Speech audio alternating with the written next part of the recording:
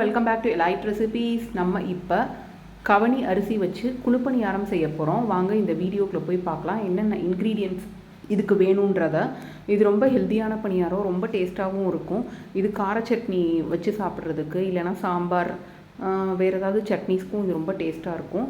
இப்போ நான் இதுக்கு வந்து 200 ml கப்பில் 1 கப்பு கவனி அரிசி எடுத்திருக்கேன். கவனி அரிசியை நம்ம பிளாக் ரைஸ்ன்னு சொல்லுவோம்.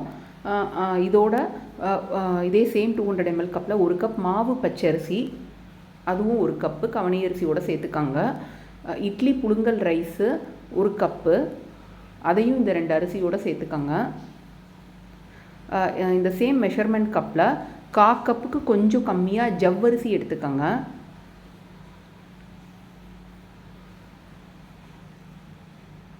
கால் கப்பு உளுந்து எடுத்துக்கோங்க. ஸோ இந்த 5 வச்சு தான் நம்ம இப்போ குழுப்பணியாரம் செய்ய போகிறோம். இதை நல்லா வாஷ் பண்ணிவிட்டு மினிமம் 5 hours நல்லா தண்ணியில் ஊற வச்சுருங்க. இது நல்லா ஊறி நல்லா பொலபலன்னு வரணும். அரிசி சாஃப்டாக வந்ததுக்கப்புறமா நம்ம கிரைண்டரில் இதை அரிசி இந்த 5 இன்க்ரீடியண்ட்டையும் சேர்த்து நல்லா மாவு மாதிரி அரைச்சிக்கணும். பேட்டர் கன்சிஸ்டன்சிக்கு இது கொண்டு வரணும். ஒரு 15 minutes அரைப்படும். அதுக்கப்புறமா இதை வந்து தேவையான அளவு உப்பு சேர்த்துட்டு இதை வந்து ஒரு வெசலுக்கு ட்ரான்ஸ்ஃபர் பண்ணிடுங்க. அதுக்கப்புறம் இது கண்டிப்பாக ஓவர் நைட் ஃபெர்மெண்ட் ஆகணும். ஃபெர்மெண்ட் ஆனால் தான் குழுப்பணியாரம் நல்லா சாஃப்டாக வரும். நீங்கள் வந்து கிரைண்டரில் மாவாட்டும் போது அப்பப்போ தண்ணி தொளிச்சு விட்டு ஆட்டிக்கங்க.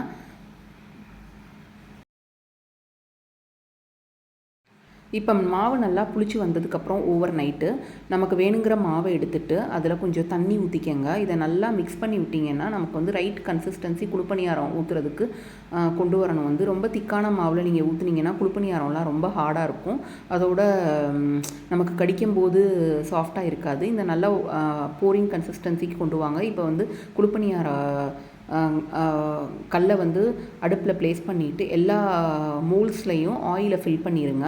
இது நான் வச்சுருக்கிறது நான்ஸ்டிக் தான், அதனால் ரொம்ப அளவான எண்ணெய் ஊற்றினா போதும். அதுக்கப்புறம் நம்ம வச்சுருக்க மாவை எல்லா மோல்ஸ்லையும் ஃபில் பண்ணணும். மாவு பாருங்கள் இந்த கன்சிஸ்டன்சிக்கு இருக்கணும்.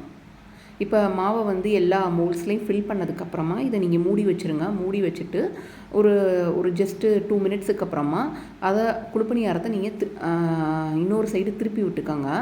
இன்னொரு சைடு திருப்பி விட்டு திருப்பியும் ஒரு மூடி வைங்க. அதுக்கப்புறம் ஒரு ஜஸ்ட்டு 2-3 times அதை நல்லா திருப்பி விட்டுட்டு நீங்கள் வந்து ஒரு பவுலுக்கு எல்லா குழுப்பணியாரத்தையும் ட்ரான்ஸ்ஃபர் பண்ணிடலாம். இதே மாதிரி நீங்கள் வச்சுருக்க மாவு உங்களுக்கு எவ்வளோ வேணுமோ நீங்கள் ஊற்றிக்கலாம்.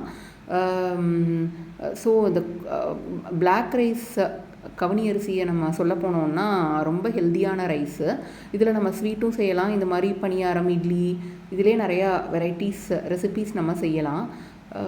நீங்களும் இந்த ரெசிப்பியை ட்ரை பண்ணி பாருங்கள். லைக் பண்ணுங்கள், சப்ஸ்கிரைப் பண்ணுங்கள், கமெண்ட் பண்ணுங்கள், ஷேர் பண்ணுங்கள்.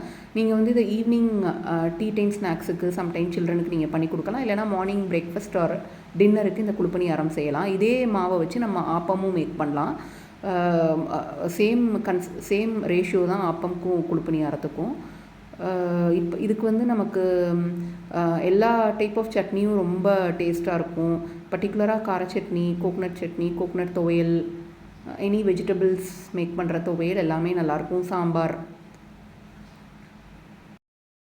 கவனி அரிசி வந்து இப்போ எல்லா ஷாப்ஸ்லேயுமே அவைலபிளாக இருக்குது. கவனரிசி வந்து ஊறுறதுக்கு கண்டிப்பாக ரொம்ப நேரம் ஆகும். இட்லி அரிசி சீக்கிரம் ஊறிடும். அதனால் கவனரிசி ஊறுறதுக்கு லேட்டாகிறனால கண்டிப்பாக மினிமம் நீங்கள் 5 hours ஊற வச்சுட்டு நீங்கள் கிரைண்ட் பண்ணிங்கன்னா தான் அது ஃபாஸ்ட்டாக கிரைண்ட் ஆகும். மிக்சியை காட்டிலும் கவனரிசி சேர்க்குறனால நமக்கு கிரைண்டரில் ஆட்டினோன்னா டக்குன்னு ஃபாஸ்ட்டாக ஆட்டிடலாம்.